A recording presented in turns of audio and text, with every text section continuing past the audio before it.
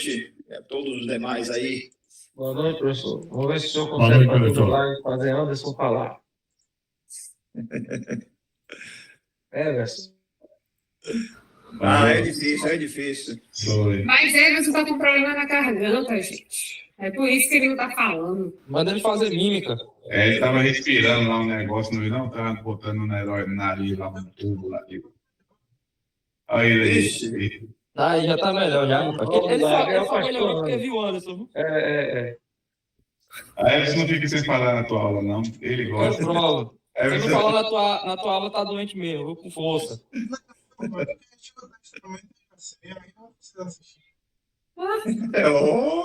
misericórdia. Não tão ligado. Misericórdia. Nossa sandália da humildade, abençoada. Não cresceu, eu quero ser igual a tu.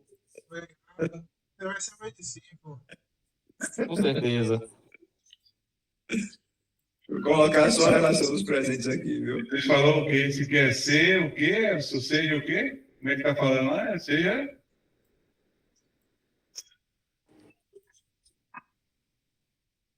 Quem quer ser o maior? Se quer ser o maior, seja o menor.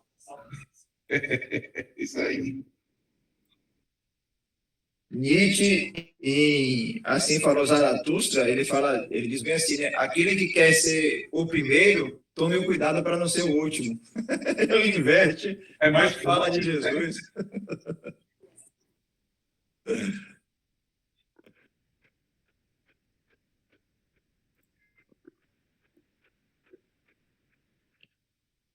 Cleiton.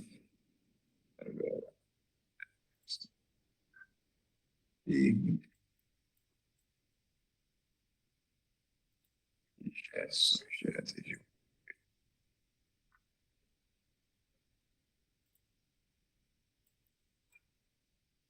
Irmão Valquírio está aí?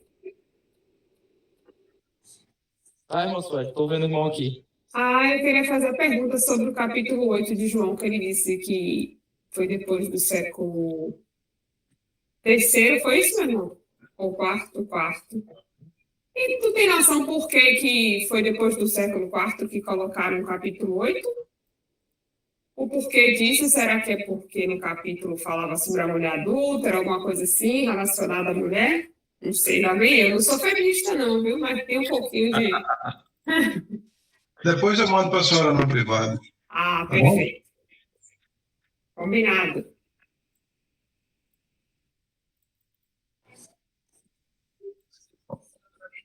Irmão Valquíris, compartilhe a informação com os demais irmãos. Tenha misericórdia. Verdade. Irmão Valquírio tem que ser o consultor. Deus abençoe. Consultor da turma. Em alguns manuscritos, a mulher adúltera está em Lucas. Olha a informação boa chegando. Né? Olha, Lá vem o professor botando mais pulga atrás da orelha da gente. Olha para isso. Fala aí, professor. Fala para nós aí. Não, eu fico quieto. Olha aí. Ei, Valquíris. Hoje nós trabalharemos com o profeta Amós, né? O homem da mão calejada. Fechando a vida de Oséias, vamos adentrar agora na vida desse profeta. Amós, gente, ele era da classe unida dos camponeses. Diferente de Oséias, que parece que Oséias era de uma classe um pouquinho mais elevada, dada a capacidade literária da composição de sua obra, né? Amós não, ele é da classe unida dos camponeses.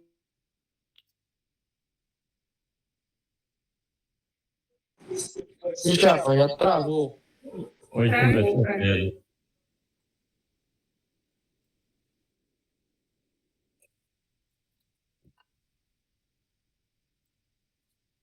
tá bom mesmo.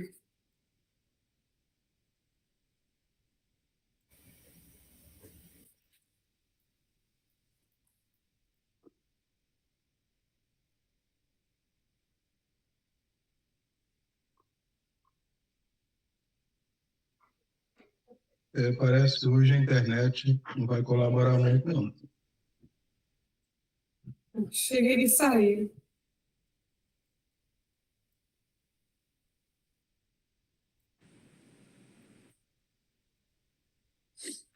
tenho uma dúvida. Reinaldo sempre bota esse negócio. Olá, estou transcrevendo esta chamada com a minha extensão.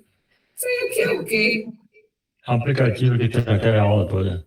Ah, Aí depois você pode fazer um texto. Caiu a nossa internet, voltou aqui. Então, gente, ele era da classe unida dos camponeses.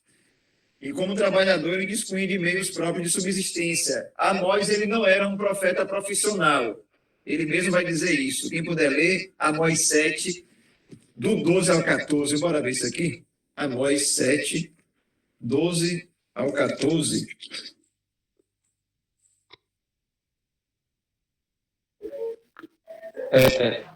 Então Amazias disse a Amós: Vai-te, ó vidente, foge para a terra de Judá, e ali come o teu pão, e ali profetiza. Mas em Betel, daqui por diante, já não profetizarás, porque é o santuário do rei e o templo do reino. Respondeu Amós e disse a Amazias: Certo, eu não sou profeta, nem discípulo de profeta, mas boieiro e colhedor de sicômoros. Mas o Senhor me tirou de após o gado, e o Senhor me disse: Vai e profetiza ao meu povo de Israel. Até que versículo? Tá bom aí, tá beleza. Pronto. Amós, ele era um pastor que vivia numa pequena aldeia da região montanhosa da Judéia. O capítulo 1, versículo 1 diz: Palavras que Amós, criador de ovelhas em Tecoa. Né? Então, essa é a área geográfica de sua própria vivência. O texto que Mércio leu, o capítulo 7, do 12 ao 14, é a declaração de Oséias que gera um pouco de debate. Por quê? Porque ele nega qualquer ligação com o ofício profético. Quando ele fala, não sou profeta. Mas como que ele poderia falar que não era profeta se logo em seguida ele disse que Deus o havia ordenado a profetizar, né? Aí alguns acabam tentando enquadrar a frase dele no pretérito, né? Ele poderia estar dizendo, eu não era profeta, né? Mas agora Deus, ele me chama para ser. Então, alguns acabam levantando esse problema com a declaração do capítulo 7, verso 12 ao 14. Amós, ele, na sua declaração, ele não pretende rebaixar a classe dos profetas, quando ele fala, não sou profeta. Havia boas razões para isso, né? A situação do ofício profético não era dos melhores ali naquele contexto, né? Dados os exemplos que a gente já trabalhou em algumas aulas anteriores aqui. Na verdade, Amós, ele explica que o seu chamado é uma espécie de ponto fora da curva. É um chamado incomum, porque ele antes era um agricultor, que ninguém esperava um ofício da fala. E esse alguém que lida com o trabalho braçal foi convocado pelo próprio Javé para profetizar entre o seu povo. Então, é algo exclusivo ali dele mesmo, né? É um ponto fora da curva. E quando ele afirma não ser também discípulo de profeta, Amós está dizendo que ele não pertence a algum grupo treinado de profetas profissionais. Eu não saí desse grupo. E eles existiam aos montes, na época de Elias e Eliseu. Esse grupo de profetas treinados era uma espécie de associação de profetas que ensinavam os métodos para a recepção da mensagem divina. Segundo Reis 2, do 13 ao 19. Tem um momento em que Eliseu é chamado a profetizar, Eliseu pega e fala, liga essa caixa de som aí, vá. Ele manda tocar um pandeiro, né? Ou alguma coisa lá, para receber a mensagem. Então, se ensinava os métodos, né? Para o recebimento da mensagem divina. Von Rad, ele fala que o ofício profético... Ele dá... né? Oi? É o tangedor, né, que você está falando? O tangedor, ligou lá o som lá, liga Alexa aí, vai, bota a música tal, né? E aí ele recebia a mensagem, né? Eliseu é igual... né? Eliseu, Ceará, é igual esses pregadores que gostam de cantar com fundo musical. Eu tenho um ódio disso, eu tenho um ódio tão grande. Não, rapaz, não é cantar, não é pregar. Não, isso, você está pregando e está lá o cara tocando o teclado. Bicho, eu fico me incomodando. É mais ou menos Eliseu era assim. Me atrapalha. Demais. Eliseu não, Eliseu gostava, viu? Então, ele não participa desse grupo, o profeta Amós. No entanto, né, muitos desses profetas profissionais, eles se deixavam corromper para profetizar somente o que os governantes desejavam. Por isso que Amós, ele fala, eu não pertenço a esse grupo profissional. 1 Reis 22, do 6 a 23, vai expressar muito bem isso. Um texto que a gente até já trabalhou em muitas aulas. Políticos e profetas unidos nunca trouxe bom resultado, viu? Seja no passado quanto no presente. Oi? Isso aí está acontecendo hoje. O resultado não é bom. Não é bom quando você une essas duas realidades, né? Profeta unido a político, ele perde a sua própria voz. A autonomia da denúncia. Né? Ele perde a autonomia da denúncia. Que é o que a gente vai ver um pouco na carreira e no embate de Oséias com um outro personagem aqui. Você acredita, gente, que depois do ministério profético, Oséias, ele tenha retornado para Tecoa? Na verdade, Oséias, ele realiza o seu ministério profético no Reino do Norte, embora pertencesse ao Reino do Sul. Então, ele se desloca para cima. Professor, desculpa, Oséias ou Amós? Amós, sai, Oséias, da árvore, Oséias, sai da árvore. Oséias ficou implantado na mente. Amós, gente, Amós. Esquece Oséias, viu? Amós, ele, depois que realiza o seu ministério profético no Reino do Norte, provavelmente ele retorna para Tecoa e edita a sua mensagem. Então, ele profetiza, retorna e faz o processo de redação. Os especialistas vão dizer que a forma como o texto se encontra hoje, ele não é o mesmo quando do seu anúncio. Então, você tem ali um texto pensado, estruturado. Um exemplo que eu posso dar no Novo Testamento é quando você olha Gálatas 2:11, e o texto fala da briga de Paulo com Pedro. Vocês acham que Paulo falou naqueles termos tão bem enquadrado ali com Pedro, no calor do momento? Muito pelo contrário, né? É dedo na cara, que nada, que não sei o quê. Mas quando Paulo vai redigir, aí fica todo impostado, né? Então, ele coloca o teor do que ele falou, né? Então, no texto de Oséias, ele comunica e depois ele redige. Quem fez isso também foi João, da ilha de Patmos. Ele recebe a revelação, mas o texto ali, Richard Balkenham, especialista no Novo Testamento, ele vai dizer, é um texto pensado. Apocalipse, João, ele não está querendo simplesmente falar aquilo que viu e aquilo que ouviu. Ele está querendo comunicar o significado do que ele viu e ouviu. Então, é um texto pensado, né? É muito bem estruturado. Amós, ele se enquadra assim. Fala, Wesley.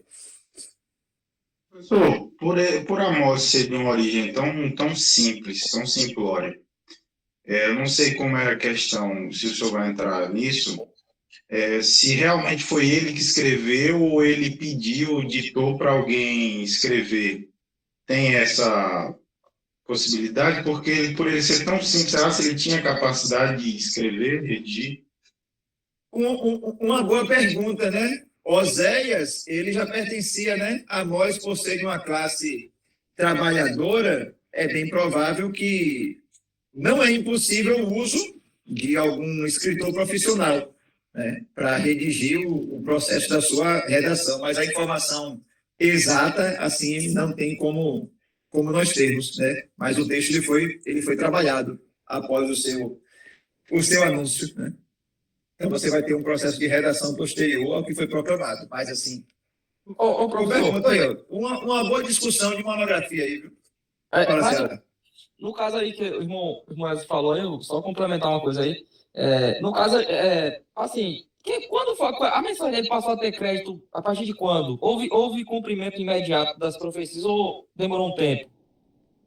O quê? Porque, assim, quando o profeta é muito simples e desconhecido, ele começa a profetizar. Se ele profetiza a longo prazo, talvez demore um pouco para ter crédito a profecia dele, né? Ele ter vindo de um clero muito baixo. Não sei se foi o caso de Amós. Aí a minha dúvida é, será que as profecias dele foram a curto prazo e dado crédito rápido? talvez aí a aceitação do povo, ou se for, demorou mais para que ele recebesse a moral, como se diz. Dissesse, só esse cara realmente fala de Deus. Pronto, a gente vai chegar aqui, né, nesse ponto de abordagem com um evento que o próprio Amós ele registra. O período de atuação de Amós é o século VIII, o 8º século antes de Cristo. A mensagem dele ela veio antes de um grande terremoto, que ele mesmo registra. Amós 1:1, olha o que vai dizer.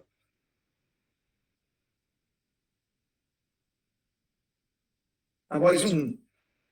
Olha como ele vai deixar bem claro que a mensagem veio 2 anos antes da ocorrência de um grande terremoto.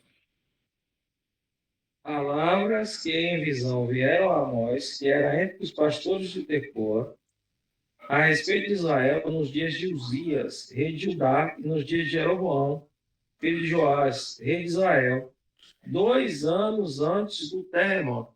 2 anos antes do terremoto. Esse terremoto, ele deve ter sido um fenômeno sísmico de grande proporção. Isso por quê? Porque mesmo depois de 2 séculos, esse evento ainda era lembrado para datar o reinado de Uzias. Zacarias 14, verso 5. Bora ver aqui.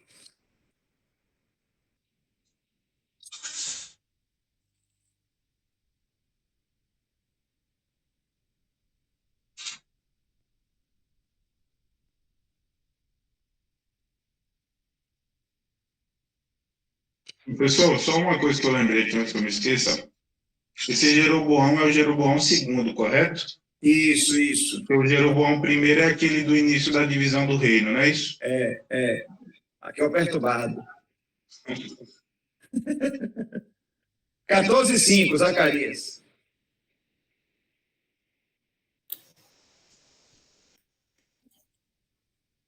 E fugireis pelo vale dos meus montes, pois o vale dos montes chegará até Azel.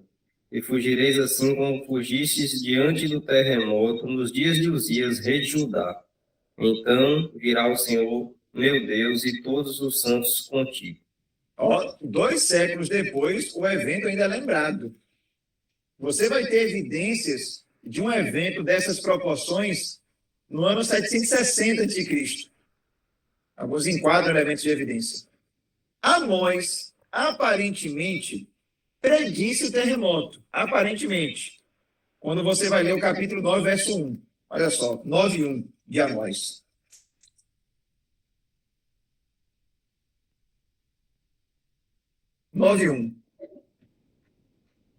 Vi o Senhor que estava em pé sobre o altar e me disse, fere o capitel e estremeçam os umbrais e faze tudo em pedaços sobre a cabeça de todos eles.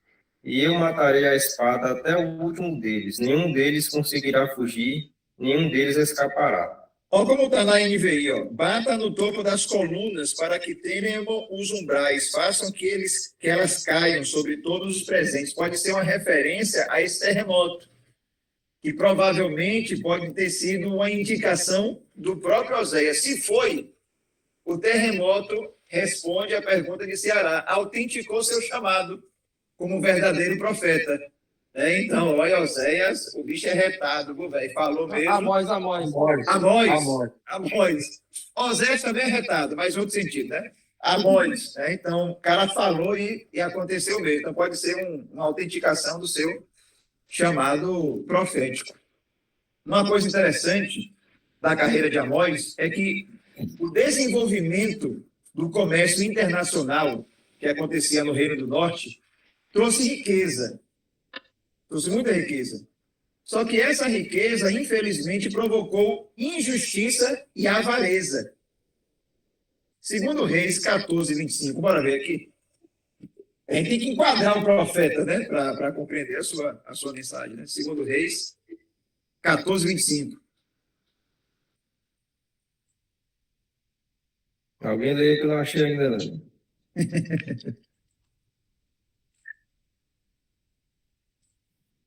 Aqui, achei. Também este restituiu os termos de Israel desde a entrada de Ramate até o mar da planície, conforme a palavra do Senhor Deus de Israel, a qual falara pelo ministério de seu servo Jonas, filho do profeta Amitai, o qual era de Gat-Efé. As fronteiras se ampliam, a prosperidade vem. Só que acontece algo em Israel. Se no início os pobres eles eram negligenciados, depois eles se tornaram vítimas de uma política de perseguição, dada a prosperidade. Nesse cenário vivido por Oséias, de crítica ao Reino do Norte, a religião ela se tornou uma mera rotina mecânica, destituída da presença de Javé. Por isso que Amós ele critica muito o elemento cultico, porque ele não está correspondendo com o tecido social do povo. A gente pode ler algumas passagens de Amós, Amós 5, verso 10, bora ver aqui.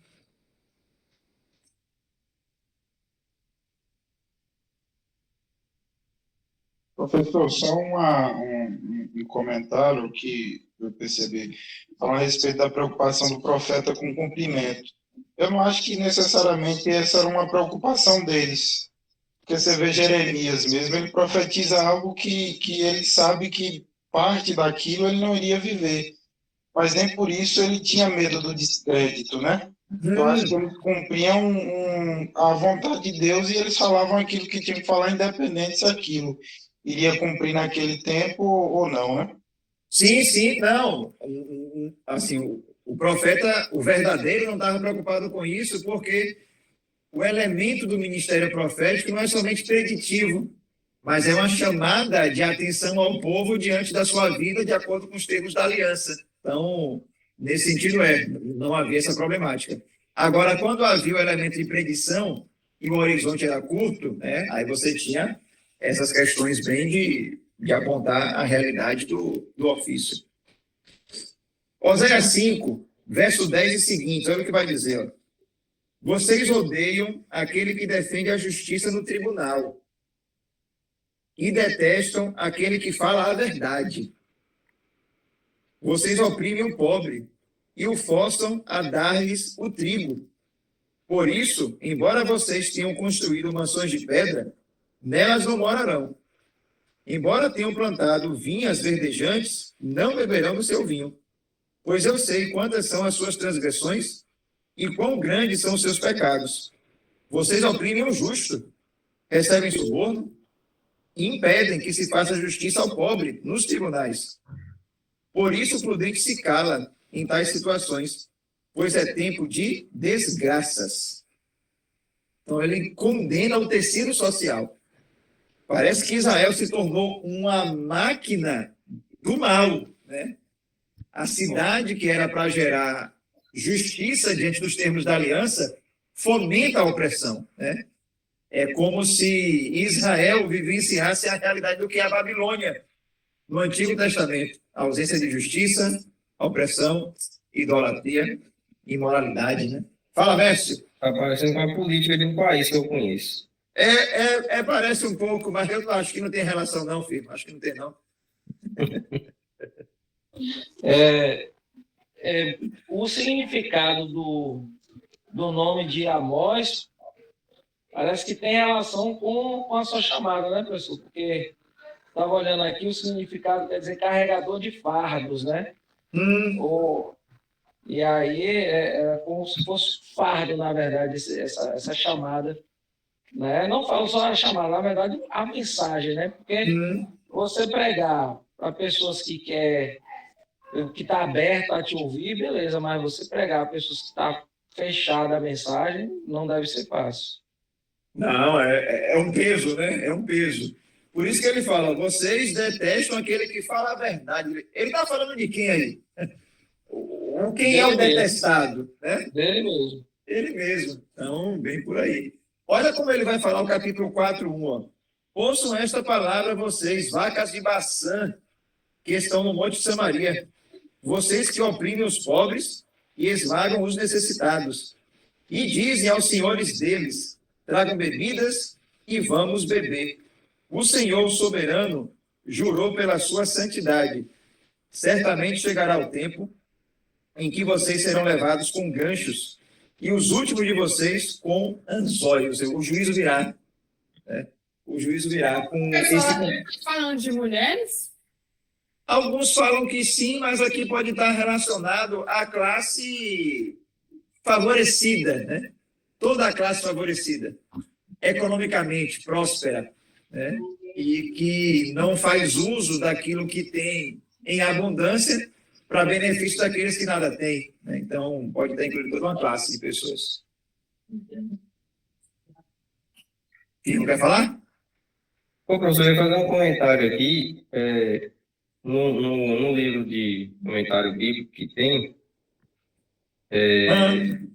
tem até o autor John Alton nesse livro, né? E aí lá fala, isso, lá fala que tem uma questão que meio que aconteceu tipo uma reforma agrária nessa época aí em Israel, só que eu acho que, pelo que eu entendi, foi uma reforma agrária que só beneficiou aqueles que tinham posses e bens e riquezas, né?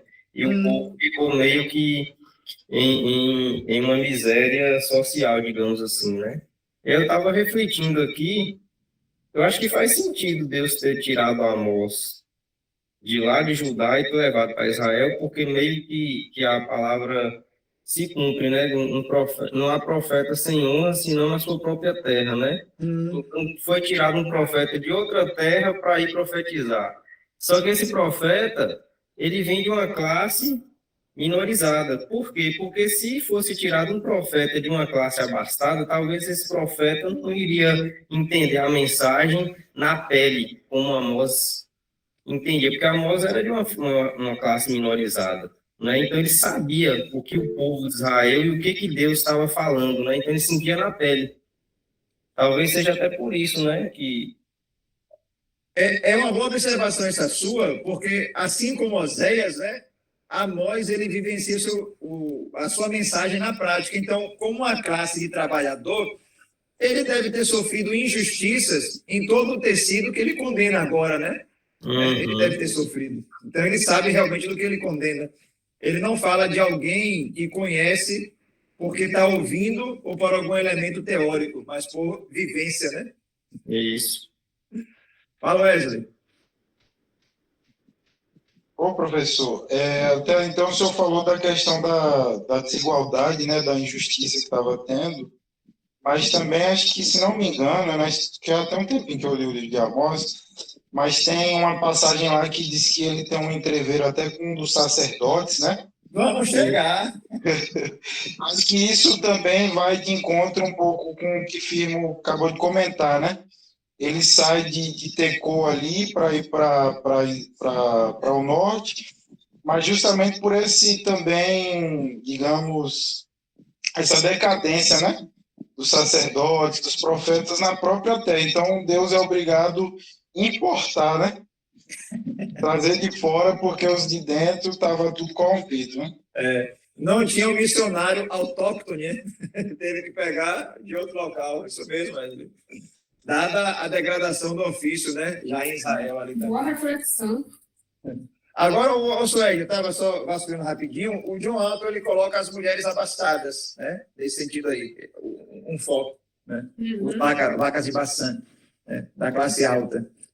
E aí, com base em toda essa condenação do tecido social, o que é que Amós ele condena? Toda a prática religiosa. Sem sentido nenhum. É o capítulo 5, do 21 ao 24. Olha o que ele vai dizer. Ó. Eu odeio e desprezo suas festas religiosas. Não suporto as suas assembleias solenes. Mesmo que vocês me tragam holocaustos e ofertas de cereal. Desculpe, 5 o quê? Qual versículo? 5, 21. 21. Mesmo que vocês me tragam holocaustos e ofertas de cereal, isso não me agradará. Mesmo que me tragam as melhores ofertas de comunhão, não darei a menor atenção a elas. Afastem de mim o som das suas canções e a música das suas liras. Em vez disso, corra a retidão como um rio, a justiça como um ribeiro perene. Foi a mim que vocês trouxeram sacrifícios e ofertas durante os 40 anos no deserto, ó nação de Israel? Não. Vocês carregaram o seu rei Sicute e Quium, imagens dos deuses astrais, que vocês fizeram para si mesmos. Por isso eu os mandarei para o exílio, para além de Damasco, diz o Senhor. Deus dos exércitos é o seu nome. Oséias, ele está dizendo que o culto é uma mera provocação a Javé. Ou Amós. seja, a celebração das 3 principais festas de peregrinação, festa dos pães, sem fermento, festa da colheita e das cabanas, não passa disso. Provocação a Javé. Não corresponde ao que ele é. Porque aquilo que se faz no culto não é demonstrado no tecido da sociedade. É aquilo que o Eugene Peterson, ele diz que a melhor forma de um infiel se esconder é se colocando no meio dos fiéis, ou no ambiente tido como correto, né? Tem a Bíblia, a mensagem, essa parte de Amós, o Eugene Peterson ele enquadra muito bem, quem puder ler a mensagem, é muito atual, como ele coloca essa condenação da festividade religiosa quando ela não é vista dentro do tecido social. É mera formalidade, é culto sem vida, né? Então, às vezes, ele também condena isso. Mas Oi. o senhor falou aí sobre a questão dos pobres aí, me veio uma dúvida. Quando ele fala que tá esmagando os pobres e tal, ele não está falando que esmaga com a questão religiosa, mas através da econômica, né?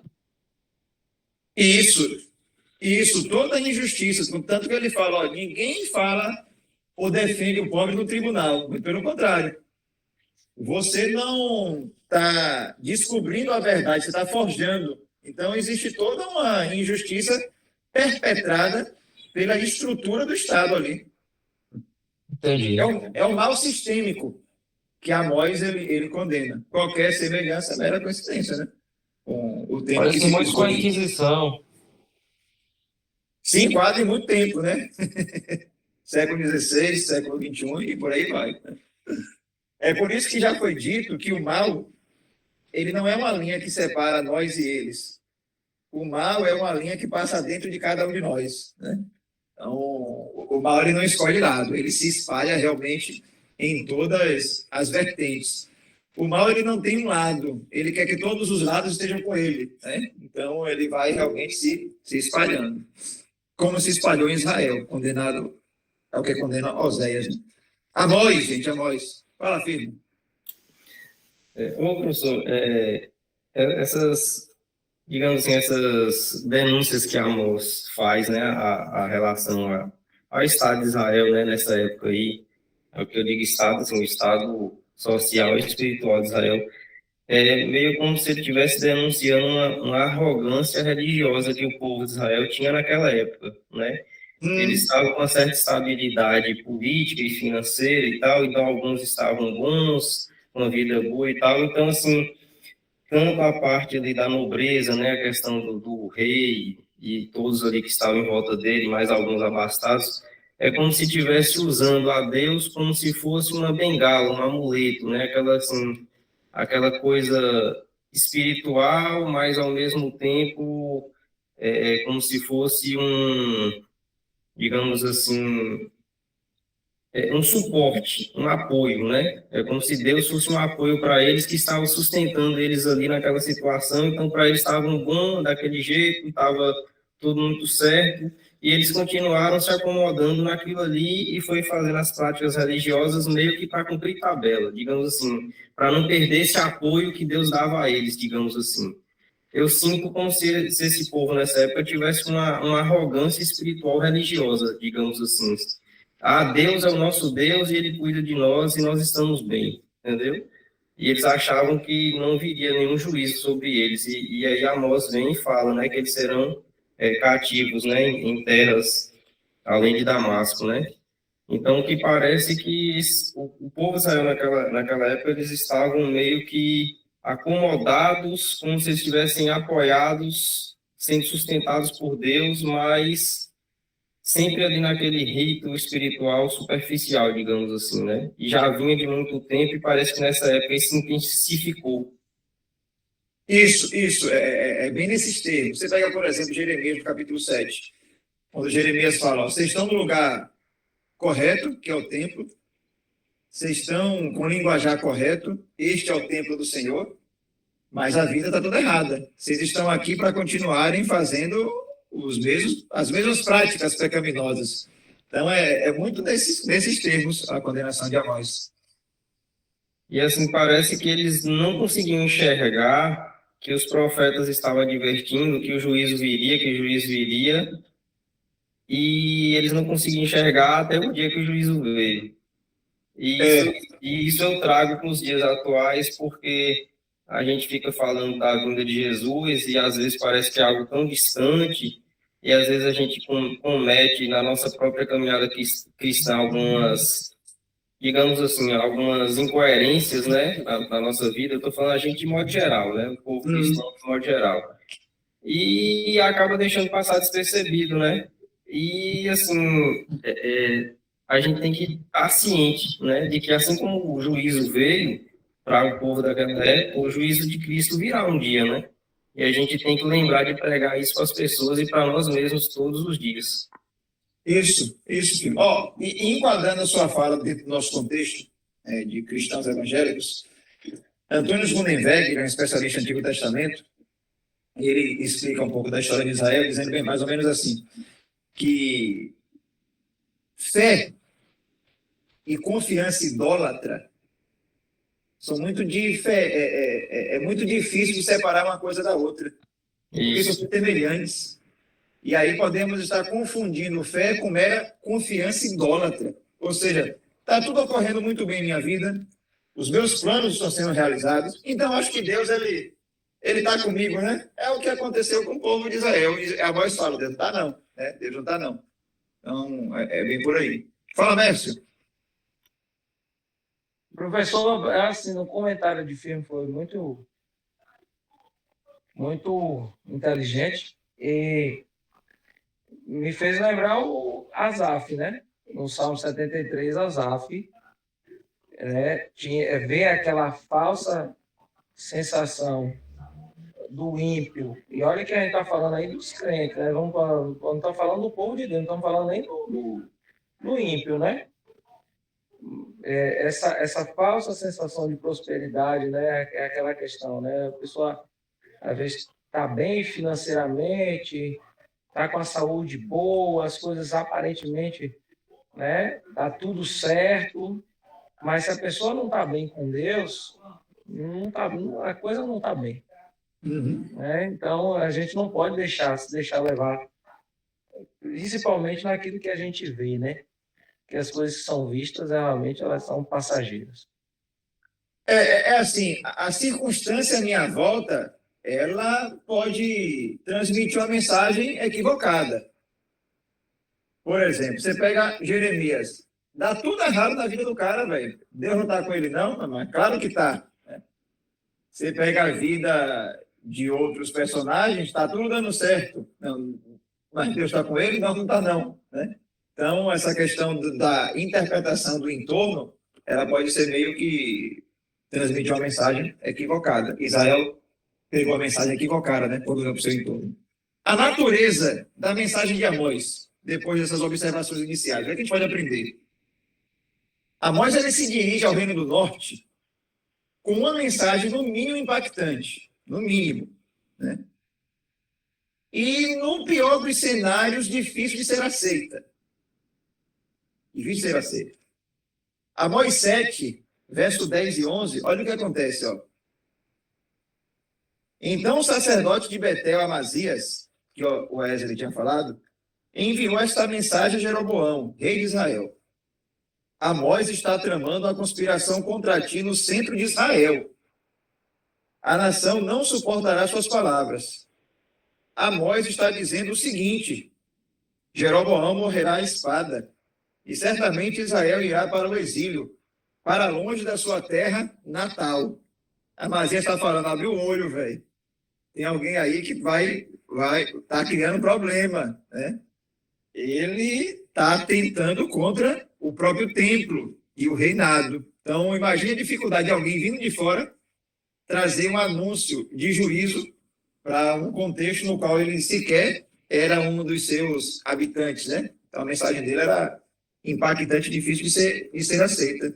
E aqui você percebe que Amós, ele entrou em confronto direto com Amazias.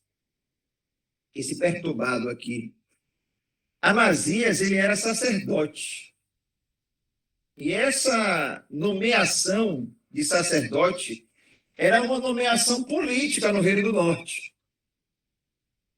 E por ser uma nomeação política, o ofício ele ficou atrelado à coroa e não à linhagem tribal. Então, Amazias, como sendo oficializado pela coroa, ele vai estar o quê? Ele vai estar sendo subserviente a essa coroa. 1 Reis 12, 32. Bora ver o que disse isso aí? Bora ver aqui rapidinho. 1 Reis 12, 32. Só para a gente pegar essa nomeação política de sacerdote no Reino do Norte. 12:32 é, professor? Isso, 1 Reis. Porque certamente se cumprirá o que por ordem do Senhor ele clamou contra o altar que está em Betel e contra todos os templos que existiam nos lugares altos das cidades de Samaria. É esse? 1 Reis? É. Eu acho que eu botei a referência errada. Depois Eu acho que procuro é aqui. segundo Reis, não? Hã? Acho que aí é segundo Reis, não? Deixa eu ver aqui rapidinho. Não, o que eu vi foi 1 Reis. Espera aí. Na minha tradução, é 1 Reis 12. 12:32, Alquiles.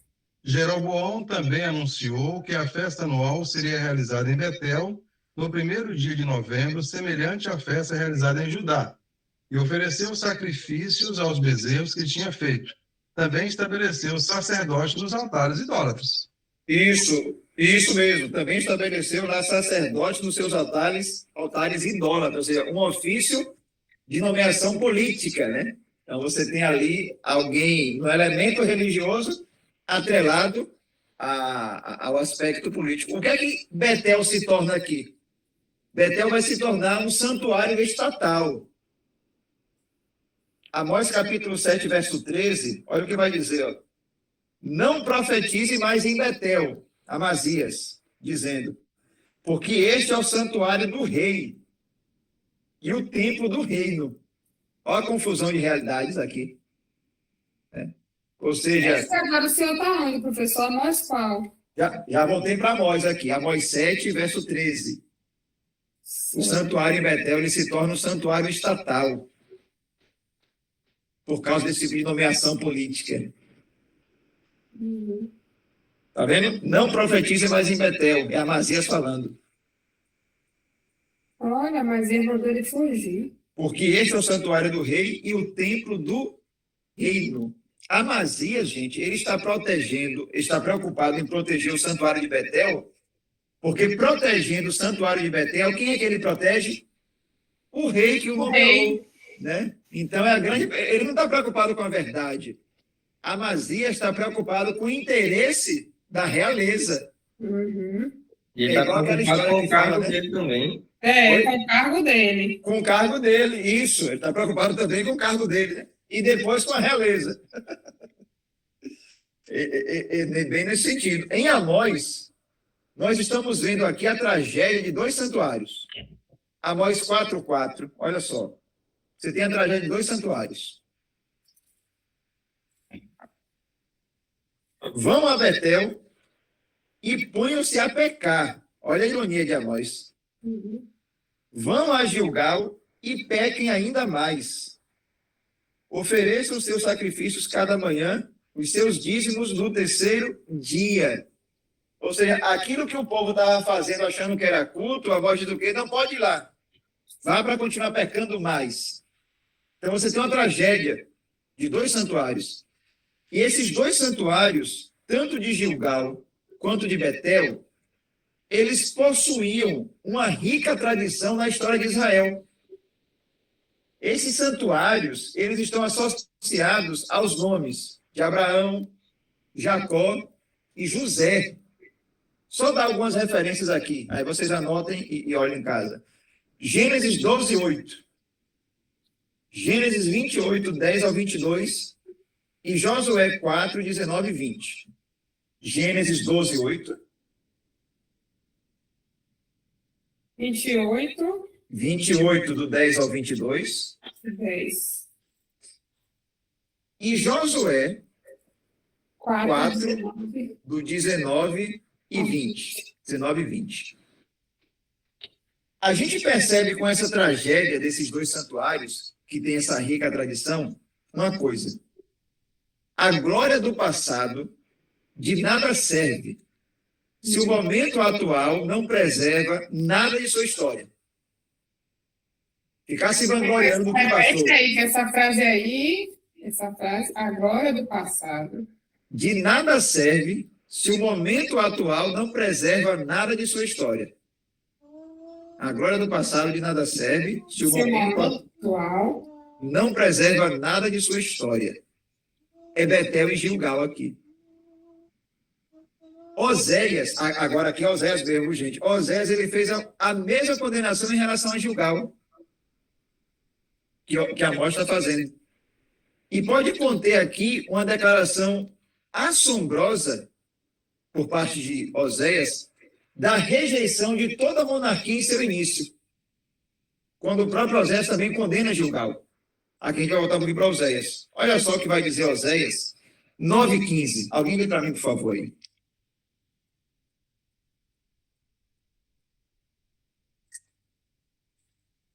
Oséias ou Amós?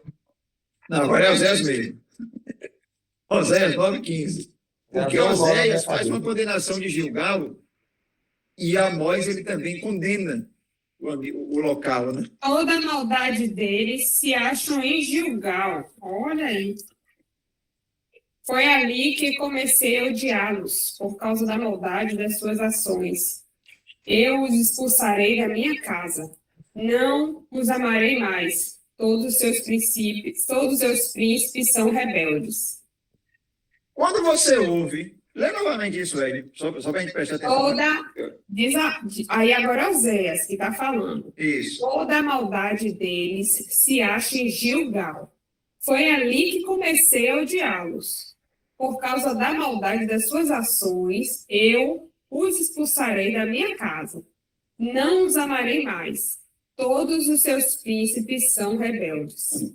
Toda a sua maldade começou em Gilgal. Isso. O que é que Oséias pode estar apontando e está reverberando na própria declaração de Amós de condenação dessa realidade de queda da grandeza desses dois santuários, Betel e, no caso aqui, Gilgal.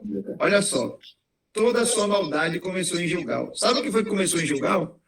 Vou ler aqui, ó.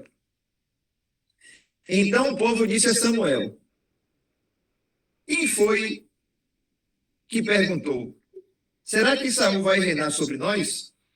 Traze-nos esses homens e nós os mataremos. Saul, porém, disse: hoje ninguém será morto, pois neste dia o Senhor trouxe libertação a Israel. Então Samuel disse ao povo: venham, vamos a Gilgal e reafirmaremos ali o reino. Assim, todo o povo foi a Gilgal e proclamou Saul como rei na presença do Senhor. Ali ofereceu sacrifício de comunhão ao Senhor, e Saul e todos os israelitas tiveram momentos de grande alegria. Oséias está dizendo, foi ali que começou toda a sua maldade. Oséias pode estar aqui tendo um tipo de denúncia semelhante a de Amós, que é uma declaração da rejeição de toda a monarquia desde o início. Então veja que impacto dessa declaração de Oséias. Ele começou com Saul, a monarquia. Isso. Ali começou o meu afastamento. Né?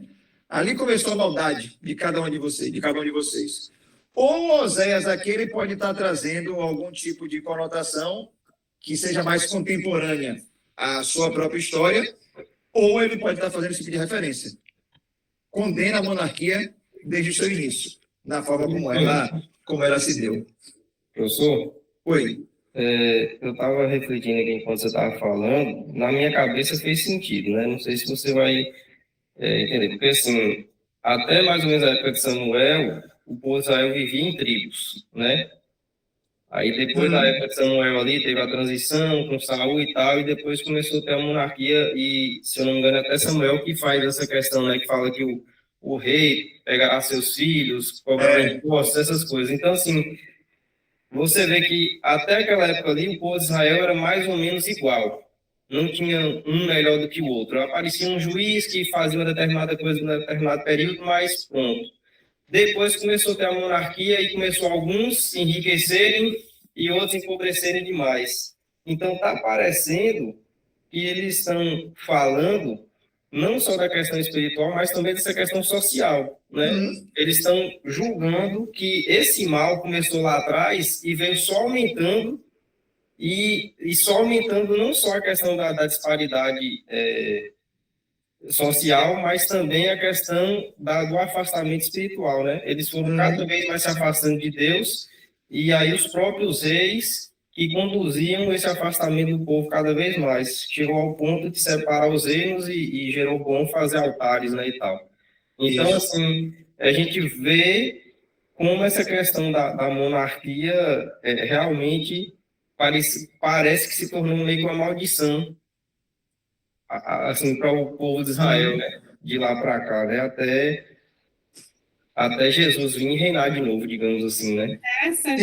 Ele não falou, professor, porque a gente pode parar para pensar também que toda forma de poder, no caso, monarquia, seja democracia, vai ser muito...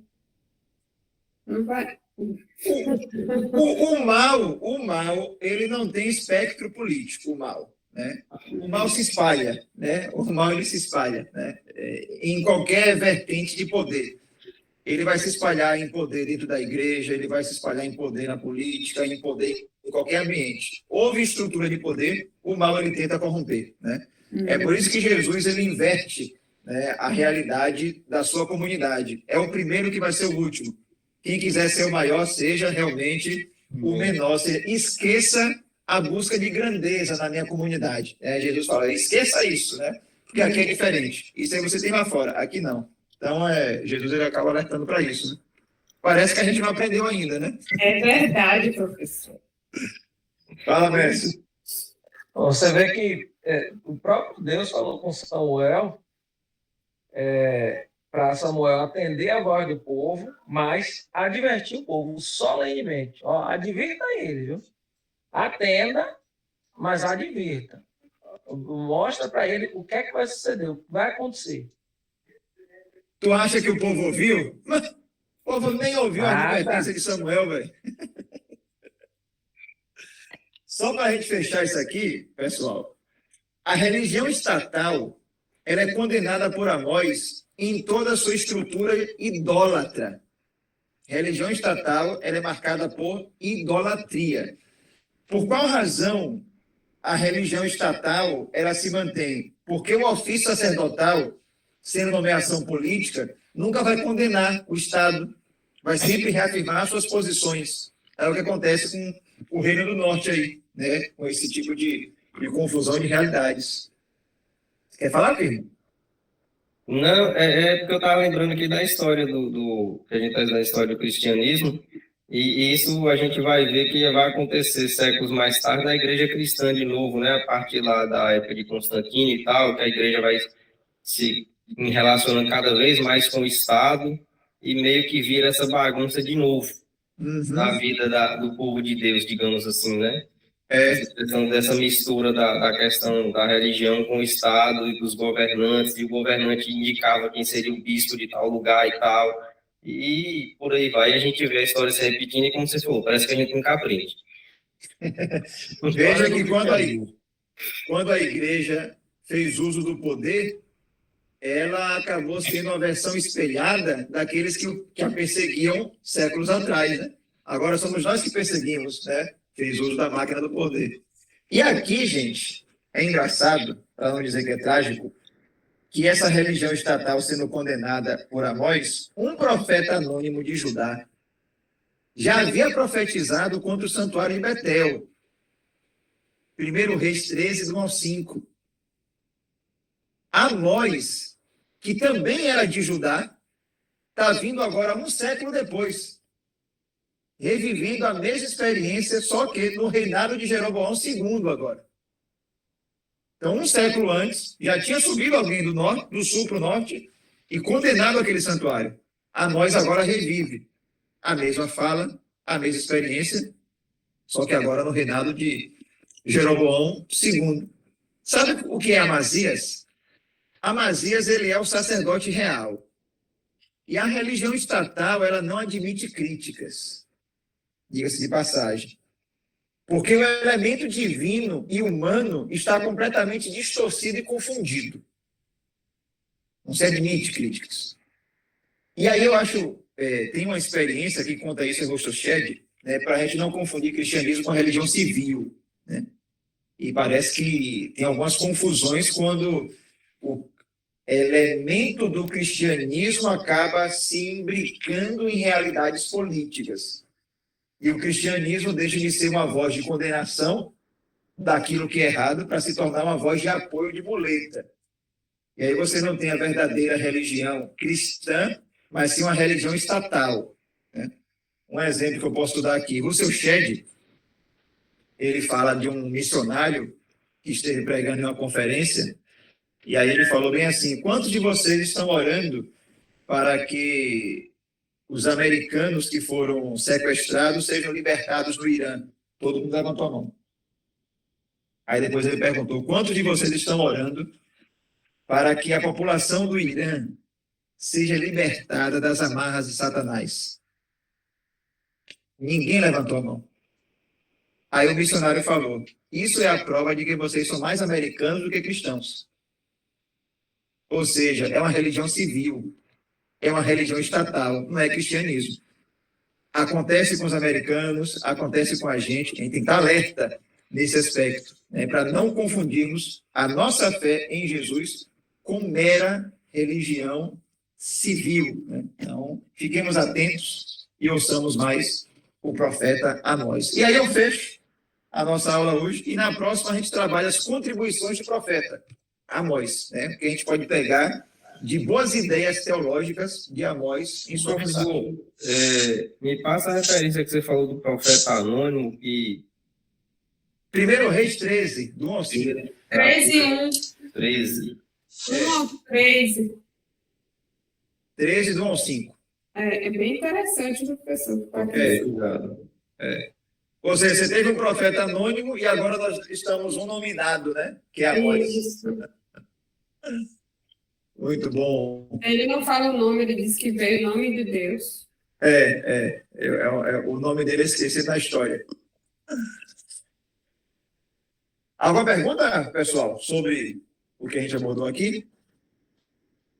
Algo que deseja mais esclarecimento? Só muita reflexão, viu? Boa aula.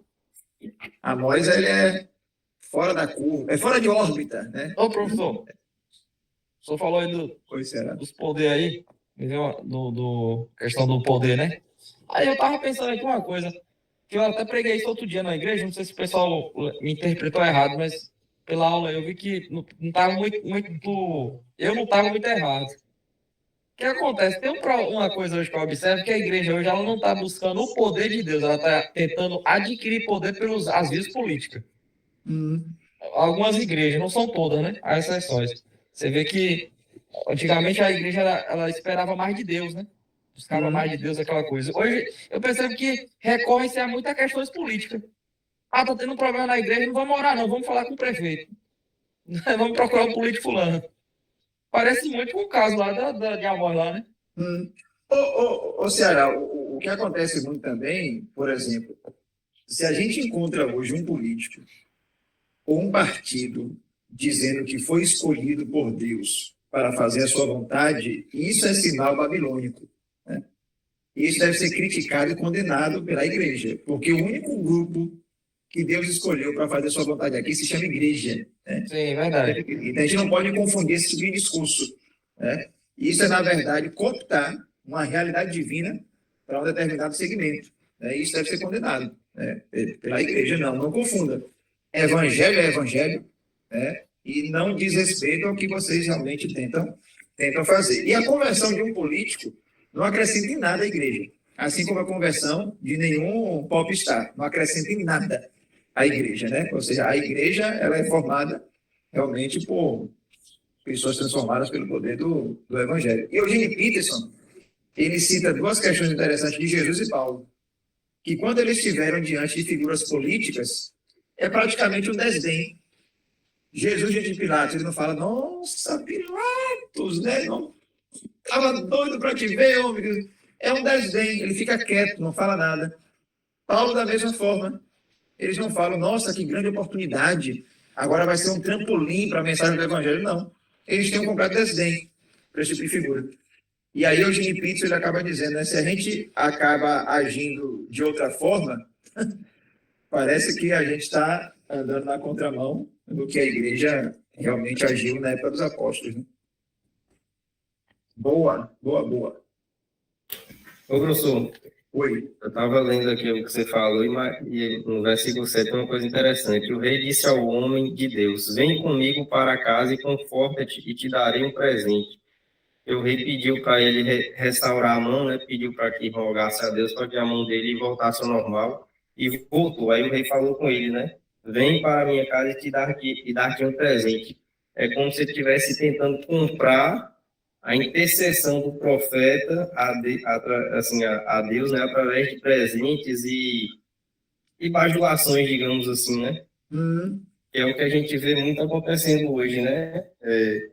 Alguns políticos e pessoas influentes tentando doar coisas, né? E tal, meio que, digamos assim, para ganhar um conforto psicológico, emocional e coisas erradas que faz, né? E por aí vai. Se isso é feito com Amós fala, vai dar seu presente a Satanás, não a mim, viu?